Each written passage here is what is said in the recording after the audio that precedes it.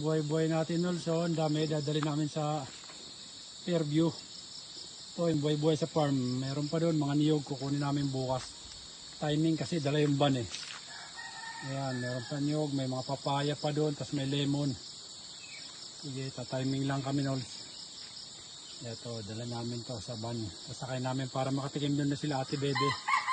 Na kay Jojo. Yung mga buhay-buhay natin dito sa farm. Saging, buko, puro organic yan. Ayan, mga buhay-buhay dito sa farm. Ayan o, ang dami yan. Saging, isa pa doon saging, mapahinugin yan, matatamis. Ayan, dalawa, apat na araw lang hinog na yan. Tapos buko. Buksan natin. Tapos may lemon pa doon, tapos may papaya, tapos may nyug. Sige nol, ingat-ingat kayo dyan. Kaya ano natin sa farm, mga buhay-buhay. Sige nol, bye bye. Ingat kayo dyan. Ingat.